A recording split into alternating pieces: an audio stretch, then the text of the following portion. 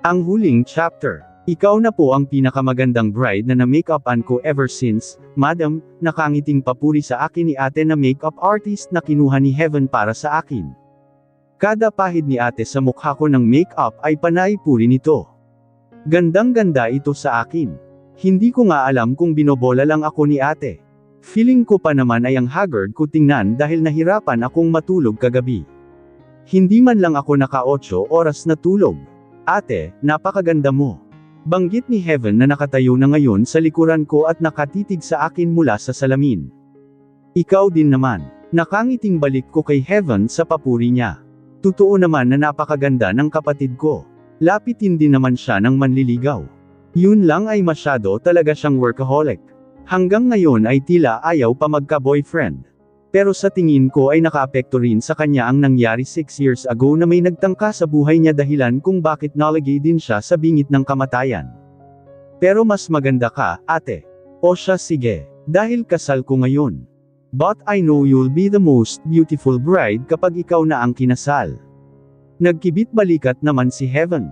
Well, kung mahahanap ko pa ang Mr. Right ko, I'm sure dadating yun, Heaven.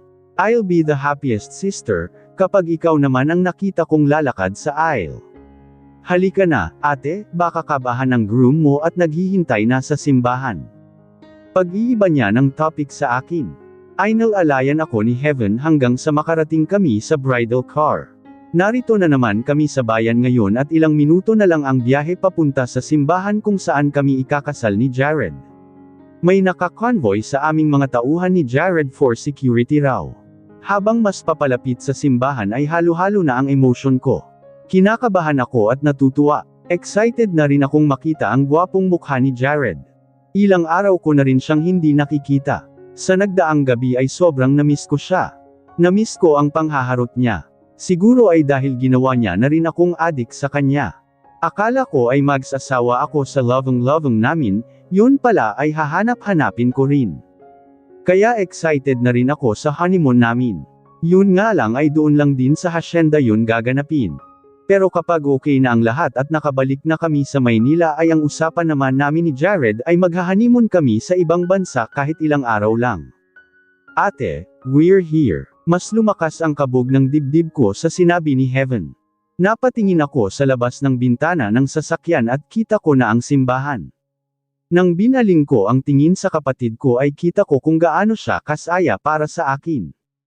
Congratulations, Ate Mira. Finally, matapos ng hirap na pinagdaanan niyo ni Kuya Jared, ikakasal ka na sa lalaking mahal na mahal mo. You both deserve to be happy. Huwag lang talaga magkakamali si Kuya na saktan kang muli. Kapag ginawa niya yun, itatago talaga kita. Napapangiti si Heaven habang nagsasalita. Pero nakikita kong parang babagsak na ang luha niya. At hindi nga ako nagkamali kusang tumulo ang luha niya ng pagkurap niya.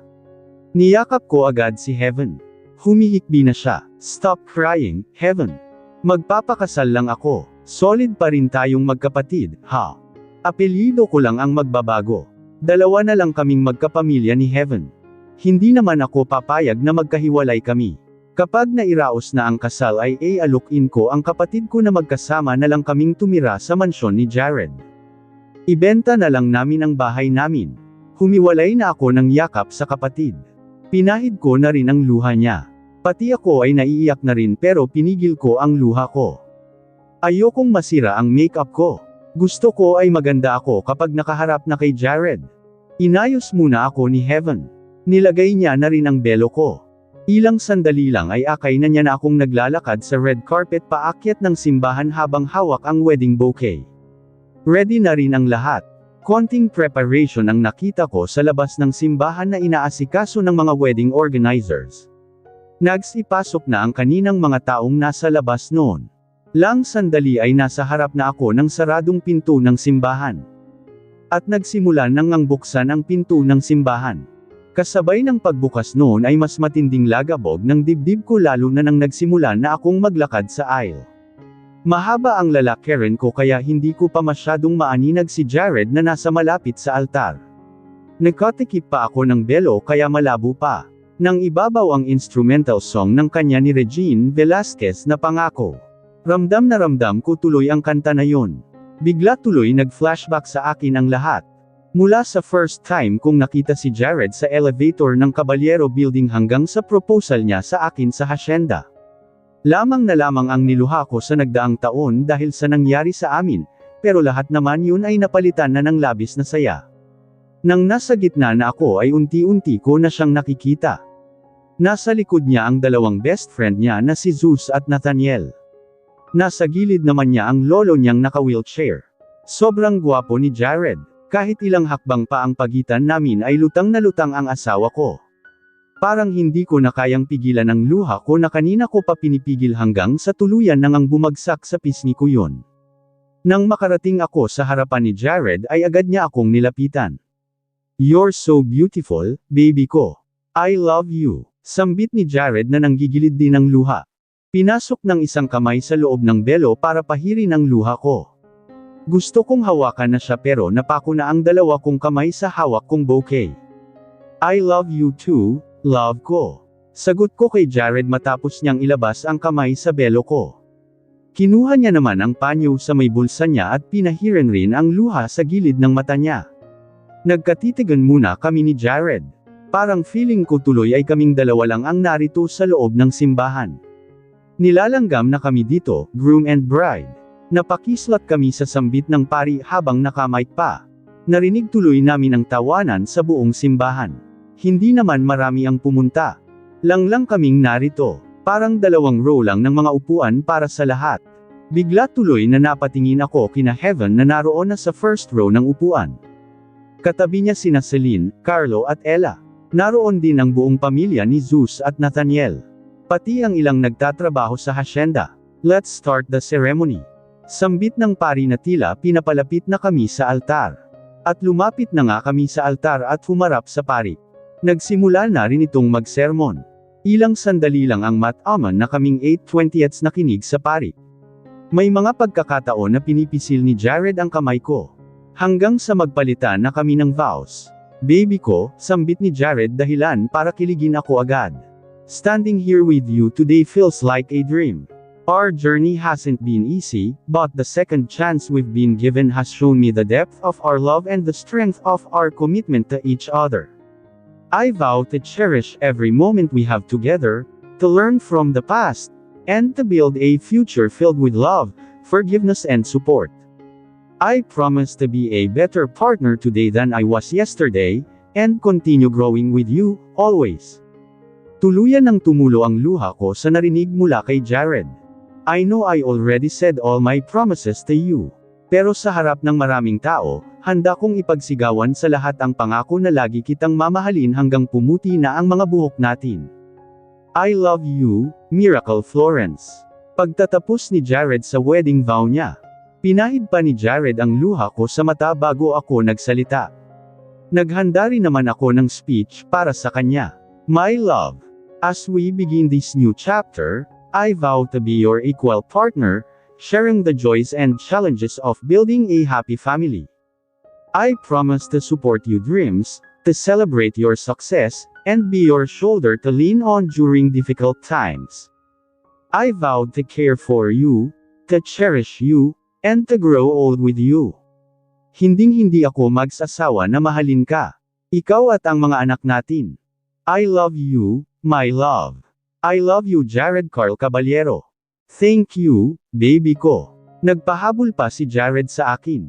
Hanggang sa lumipas na ang ilang seremonyas at na-announce na ng pari na mag-asawa na kaming dalawa. "You may now kiss the bride." Sambit ni Father. Nakita kong kumislap ang mata ni Jared sa pagkasabik. Tinaas na niya ang belo ko.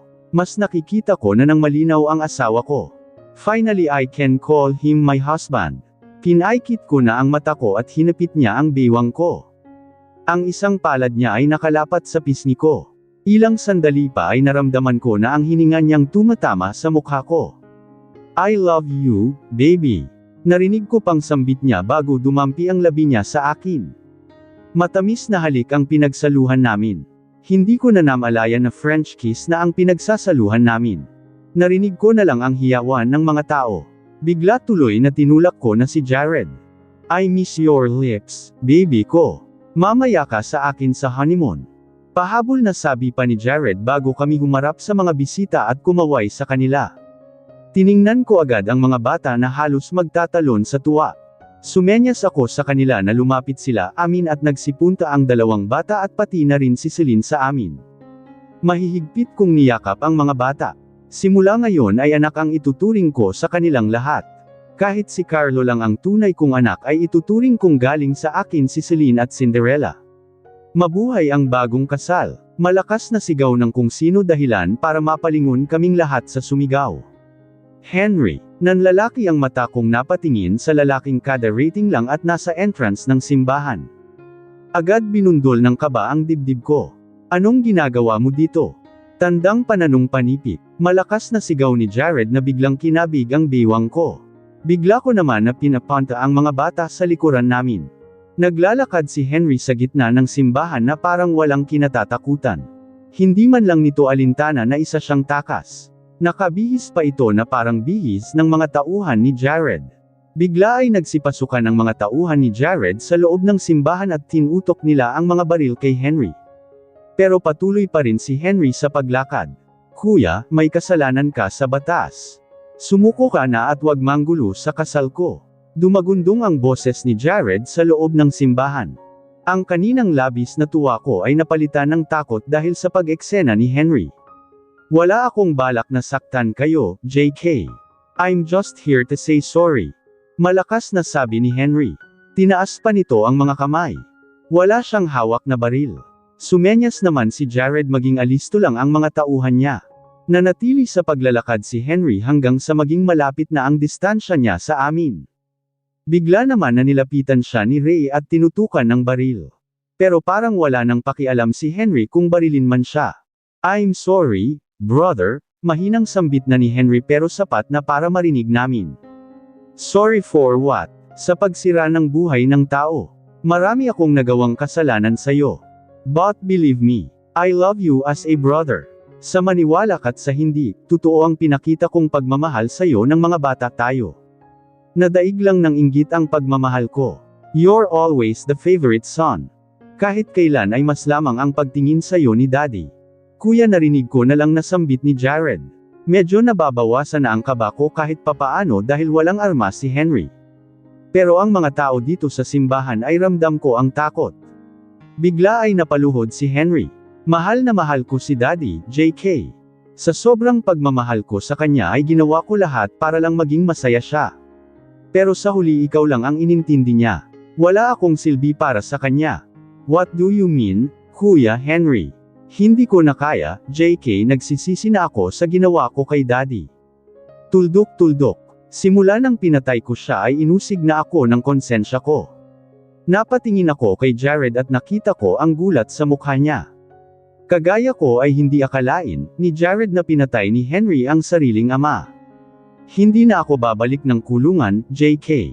Hindi na. Malakas na sigaw ni Henry na dumagundong sa buong simbahan. Pero nabigla na lang kami sa ginawa nito na biglang inagaw ang baril ni Ray at tinutok sa sentido nito. No, kuya, don't do that, sigaw ni Jared. Umalangaw-ngaw ang putok ng baril sa loob ng simbahan.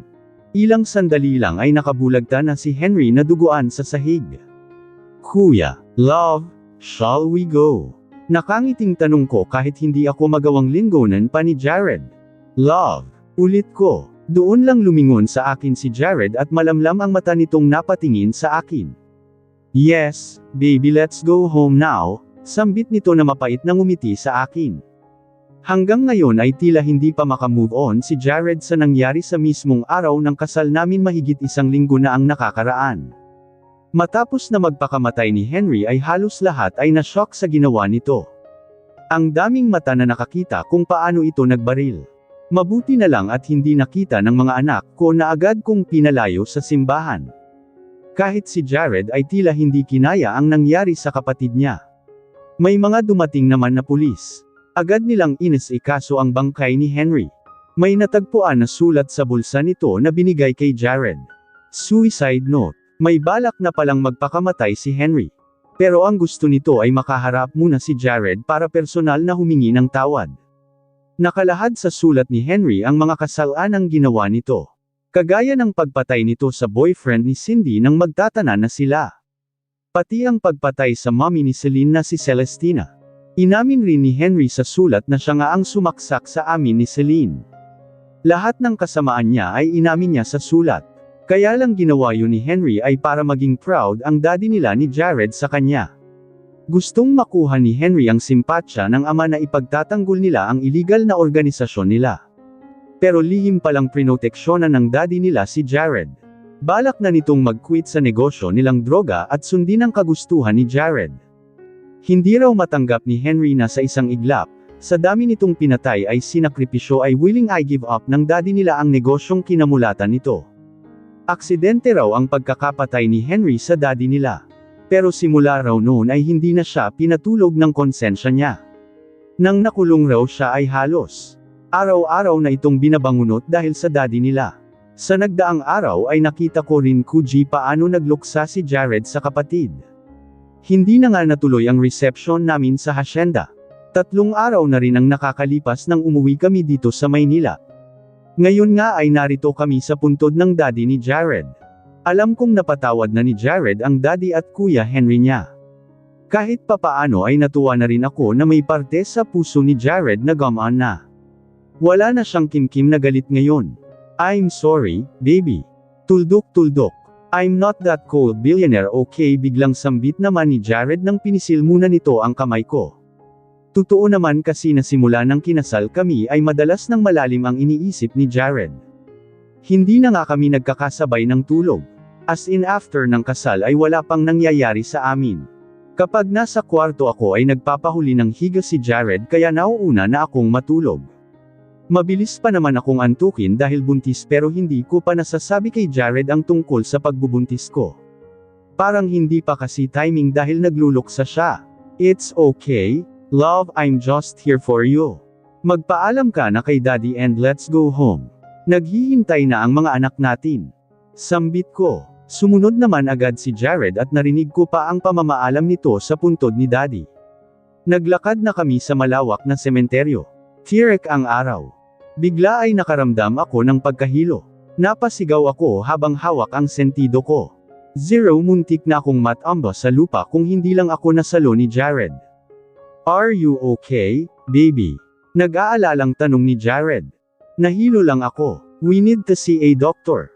May pag-aalalang sambit ni Jared. Normal lang naman sa buntis ang mahilo. Natigilan si Jared sa narinig. Doon ko lang na-realize ang sinabi ko. Buntis ako, love.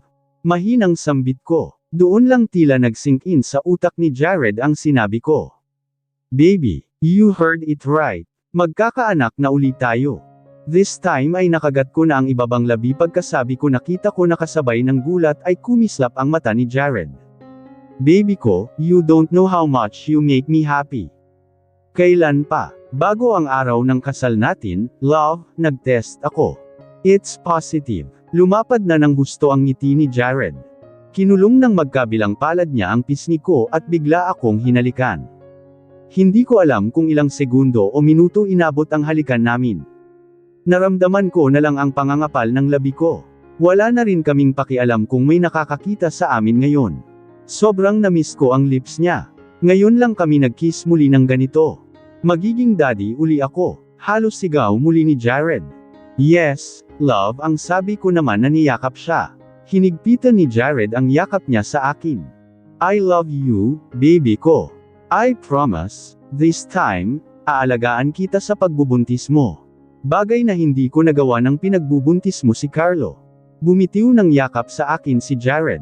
Hinawakan niya ako sa kamay habang naglakad papalabas ng sementeryo. Ngayon ay nararamdaman ko ng may reason na muli ang asawa ko para mapawi ang lungkot niya. After isang month, baby ko, please, talk to me. Hindi ako makakatulog mamaya nang hindi mo kinakausap. Narinig kong sambit ni Jared habang hinihimas ang braso ko. Naninindig na ang balahibo ko sa ginagawa niya. Hindi ko lang alam kung nararamdaman niyang may epekto na sa akin ang panunuyo niya. Nanatili akong nakapikit at nagpapanggap na tulog. Inaantok naman na talaga ako kaya pumasok ako dito sa kwarto. Nitong nakakaraang araw ay naging antokin na ako. Lalo na at 2:00 na nga hapon ngayon at karaniwang oras na nagsisista ako dito sa kwarto namin ni Jared. Halos araw-araw ay ganito ang routine ko simula nang nag-resign na ako sa school nila Carlo at Ella kung saan ako nagtatrabaho. Ngayon ay full-time mommy na ako. Tuwing umaga ay ako mismo ang naghahatid sundo sa mga bata. Silang dalawa pa lang naman ang narito. Si Celine ay tuwing weekends naman nagpupunta dito. Pero sa darating na school break ay tuluyan na raw na dito titira sa mansion ang panganay ni Jared. Excited na rin naman akong makasama si Celine dito sa mansion. Habang tumatagal ay mas magiging close din kami. Siguro ay dahil ng 3 years old pa lang ito ay may connection na kami. At nakakatuwa na napakabait na ate niya sa dalawang chikaitang niyang kapatid. Tungkol naman kay Heaven, kinausap ko na ang kapatid ko na magsama na kami dito sa mansion. Nagsabi naman ako sa asawa ko ng nakaraang buwan sa plano ko at mas natuwa nga ito. Mas gusto niya raw na magkasama kami ni Heaven dahil dalawa na lang naman kaming magkapatid. Gusto rin naman ni Heaven na makasama ako. Pero hindi na lang siya pumayag na ibenta namin ang bahay at mas malapit yun sa trabaho niya. Pero pumayag naman siya na magkaroon ng sariling kwarto dito sa mansyon at madalas raw na dito uuwi. Nitong nakaraang buwan ay naging busy ng si Heaven sa kumpanya namin. Ako naman ay hindi na nangialam dun dahil simula't sapol ay siya ang nagpalago noon. Wala na nga rin akong balak na makihati pa sa dividend ng kumpanya dahil wala na rin naman akong ambag dun. Gusto ko na para na yun sa future ng kapatid ko. Sa nakalipas na 1 buwan ay mas naging normal na naman ang buhay namin na pamilya. Mas lalo kong nagiging close sina Carlo at Ella. Parang feeling ko ay kahit papaano ay napupunan na ang nawalang oras sa pagitan namin ni Carlo. Hands-on ako sa pagiging mommy at pagiging asawa ko kay Jared. Sa nagdaang araw ay natatanggap na rin naman ni Jared ang pagkamatay ng Kuya Henry niya. Nagpatawad na siya at ilang ulit niyang binisita ang puntod nito at isinama pa ako. Kahit ako rin ay pinatawad ko na si Henry sa naging kasalanan sa akin.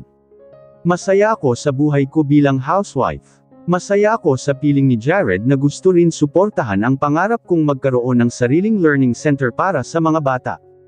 Kagaya ng gusto ni Jared, ako rin ang nasunod sa pag-aayos ng bahay. Kung dati ay walang kabuhay-buhay itong mansion ay ngayon ay unti-unti nang gumaganda. Hindi ko pa rin tapos ayusin ang kabuuan ng mansion. Inuna ko muna ang sala. Kung sakali man na may bisita na pupunta ay hindi lang plain na sala ang aabutan nila. Kumuha pa ako ng personal na interior designer na tumutulong sa akin sa pagde-design ng bahay. Sinamahan rin ako ni Jared na mamili ng mga furnitures at appliances na gusto kong ilagay sa bahay. Weekends namin ginagawa yun at sinasama namin ang 3 bata para family bonding na rin.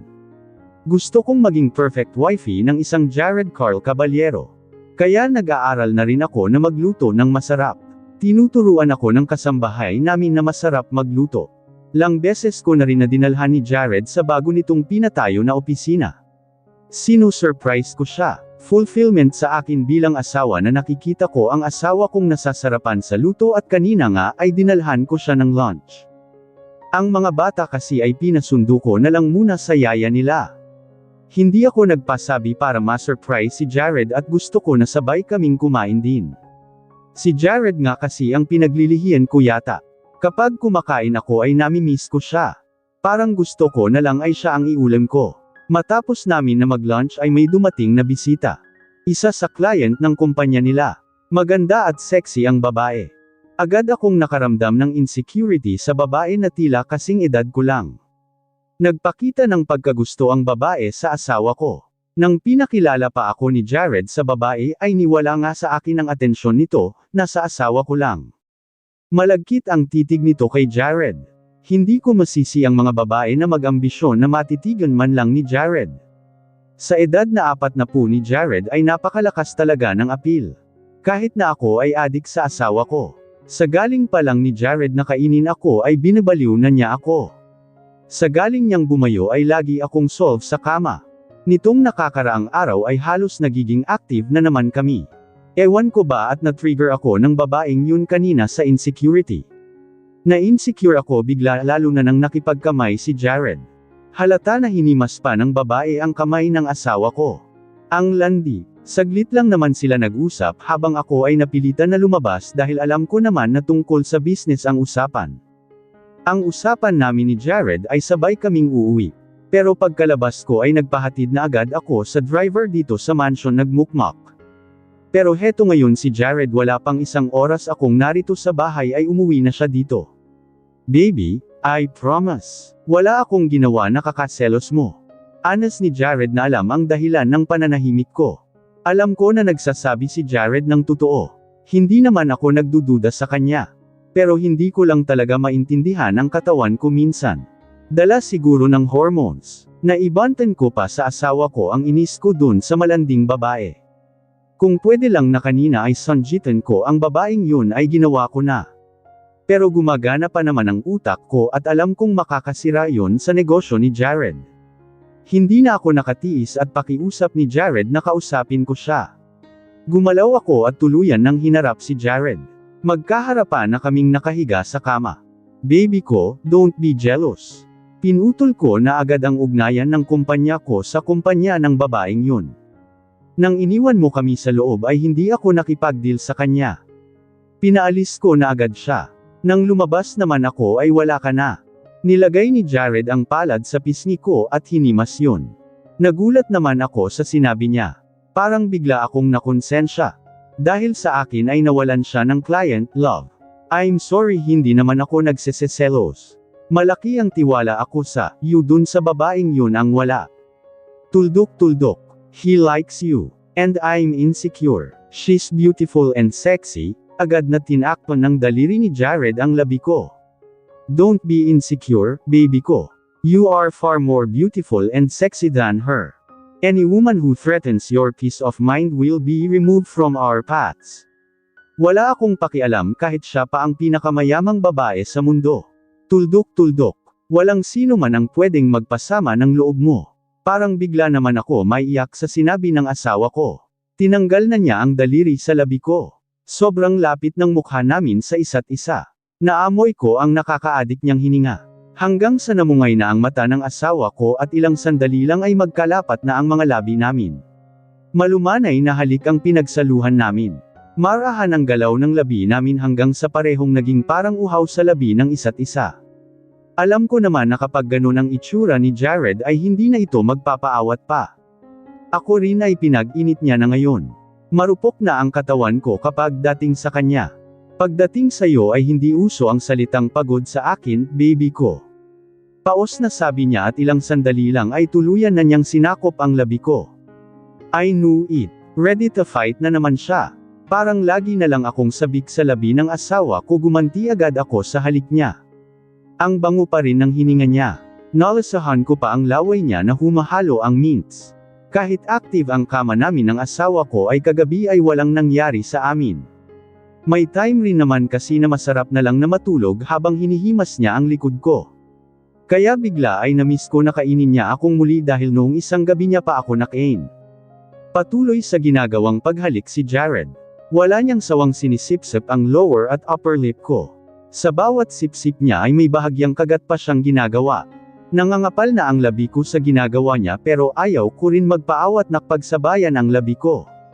Pati dila ko ay ako mismo ang nagpapasok sa loob ng bibig niya at sinisipsip niya naman. Kagaya ng usual routine niya, matapos pagsawaan ang labi ko ay nilaipat niya naman sa leeg ko ang mga halik. Panay dila niya sa balat ko. Malinis naman yun dahil kanina na bago ako mahiga dito ay naghilamos ako at pati naman leeg ay sinasama ko sa hilamos. Mariin na lang akong napapikit sa ginagawa ni Jared sa akin. Mas lalong tumitindi ang pagnanasa ko sa kanya habang ninanamnam ang kilati na dumadaloy sa katawan ko. Nagsimula na lang akong mapasabunot sa buhok niya. Bigla naman siyang tumigil sa ginagawa niya. Napadilat ako at nilingon si Jared na halatang sinadyang bitinin ako. Love, gusto ko pa ng ginagawa mo. Baby ko, ang sarap. Nababaliw na si Jared sa tindi ng ginagawa ko. Ang lakas ng sigaw niya. Pero ayos lang dahil soundproof naman itong kwarto namin. Hanggang sa nalalasahan ko na ang gata. Pareho kaming pawisan. Magpahinga ka muna, baby ko, mamayang gabi na natin sulitin ang isa't isa. After 2 years. Baby ko, baka pinagpapawisan ka na. Nagulat ako sa biglang paglitaw ni Jared sa may gilid ko at pinunasan niya ang mumunting pawis sa noo ko ng panyo niya. Nakatayo ako dito sa isang area sa gilid kung saan natatanaw ko ang pinapagawa kong learning center. Busy na ang mga trabahador matapos ang aksidente kanina. Love, akala ko ay busy ka. Bakit nandito ka? Nag-aalalang tanong ko na hinarap siya. Yeah, but you're not answering my call. Nag-alala ako. I called Heaven. She told me that you are here at may aksidenteng nangyari. I sighed. I thought you have emergency meeting. Hindi mo na sana ako pinuntahan. Baka malate ka sa meeting mo. Hinatid naman ako ni Jasper dito. Susunduan niya rin ako kapag tapos na siyang mag-asikaso sa ospital. Nakausap ko na rin ang foreman at siya na ang bahala na kumontak sa family ng naaksidente. I canceled the meeting. Sasamahan na lang kita buong araw. Tinawagan ko na rin si Jasper at nakwento niya ang nangyari. Sinabi ko na umuwi na lang siya pagkatapos niya sa ospital at ako na ang maghahatid sa'yo. Ha? Are you sure? Akala ko ay importante ang meeting mo na yun. Pero mas importante ka, pati na rin ang baby natin. Hinawakan ni Jared ang tiyan ko na kulang na lang ay pumutok na sa laki. I'm 8 months pregnant. Ganitong buwan daw ang delikado na mapaanak nang wala sa oras kaya intindi ko kung bakit sobrang nag-aalala ngayon ang asawa ko. Kambal pa naman ang nasa sinapupunan ko ngayon. Third pregnancy ko na ito. Ang usapan sana namin ni Jared na after ng huli kong panganganak ay after 3 years muna bago sundan. Pero hindi natuloy ang plano dahil sobrang hilig ni Jared. Sa edad niyang 42 ay mas active pa yata siya sa lalaking nasa 20s pa lang ang edad. Parang binatang-binata lang ang 3/9 resistensya niya at ang lakas ng stamina. So, wala pang isang taon ng bunso namin na si Jam Clarice ay nabuntis na naman ako. This time ay twins na ang pinagbubuntis ko. Ang dami ko tuloy na aalagaan na bata. Si Celine naman ay hindi na alagain pa. Dalaga na ang panganay ni Jared. Sina Carlo at Ella ay magwa-8 taong gulang na rin. Hands-on ako sa pagiging mommy kahit na may mga yaya ang bata ay nag-aasikaso ako. Kaya nga matapos kong makapanganak kay Jam ay hindi muna natuloy ang plano kong magpatayo ng learning center. Nag-focus muna ako sa pag-aalaga ng mga anak ko. Wala naman akong problema sa pagpapalaki ng mga bata. Ginagabayan ko sila at katuwang ko si Jared sa pagpapalaki. Binusog namin sila ng pagmamahal. Tinuturuan namin ng magandang asal at pinapalaking may takot sa Diyos. Pero 5 months ago ay nagpasya akong ituloy na ang plano na pagpapatayo ng learning center. Para kapag nakapanganak na ako at naka-recover na ay may iba na rin akong pagkakaabalahan.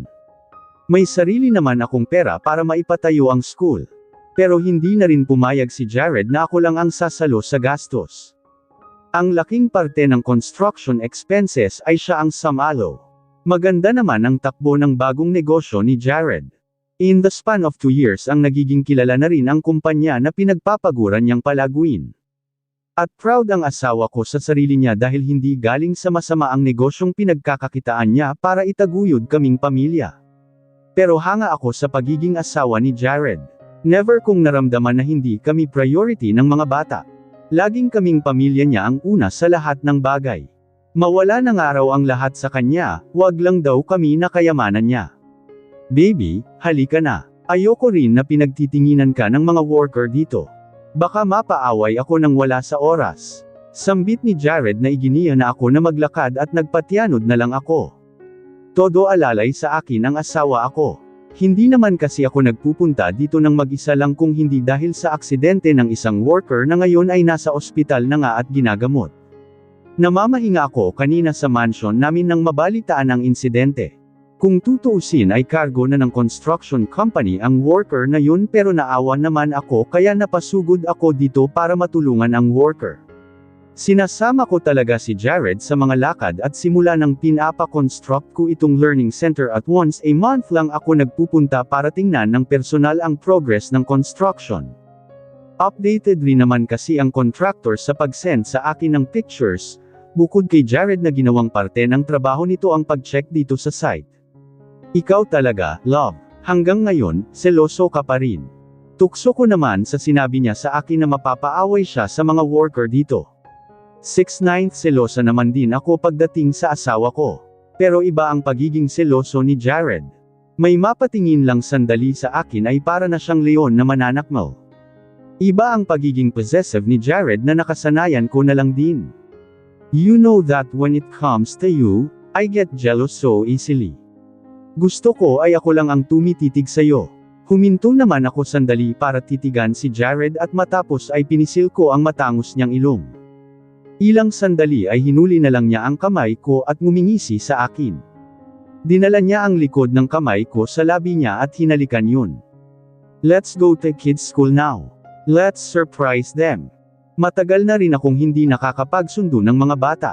Sambit niya, binaba na ni Jared ang kamay ko at pinagsaklap niya sa palad ko. I smiled at my hot and handsome husband. Sounds good to me. Sigurado akong matutuwa ang mga anak natin, love. Yeah. Uuwi tayo pagkatapos. Hihintayin nating umuwi si Celine. Then, mag-dinner tayo mamayang gabi sa labas. Buong pamilya.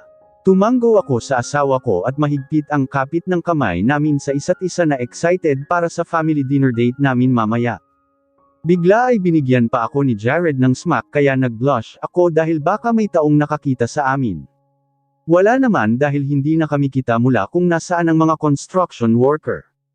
Hindi mawala ang ngiti sa labi ko habang naglalakad na kami ni Jared papalabas sa area para puntahan ang kotse niya.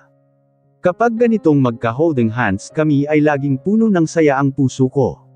Sino ba naman ang hindi masisiyahan na mapunta sa tamang tao? Simula nang nagkabalikan kami at kinasal, tinupad ni Jared ang pangako niya sa akin na hindi ako paluluhain. Nabibigyan ng masaya at kumpletong pamilya ang mga anak namin. Siyempre, parte pa rin ng relasyon ang minsan na nagkakatampuhan kami. Pero hindi kami nagpapadaig sa galit namin. Diyos ang nasa sentro ng relasyon namin. Our journey of love hasn't always been easy. Matinding dagok ang pareho naming naranasan. Nagkahiwalay ng mahabang panahon. But what matters most is here we are, holding each other's hand, and our story has a happy ending. Marriage. Ang pag-aasawa ay pinaplano at pinag-iisipan ng maraming beses para walang pagsisi sa huli, hindi kailangan magmadaling magdesisyon dahil kapag laging minamadali doon madalas nagkakamali. Tandaan ang pag-aasawa ay hindi madali. Para maging masaya ang pagsasama niyong mag-asawa. Huwag maghanap ng bagay na wala sa kanya at makontento kung ano ang meron sa bawat isa. Hanggang sa muli maraming salamat sa patuloy na nakikinig sa aking munting channel.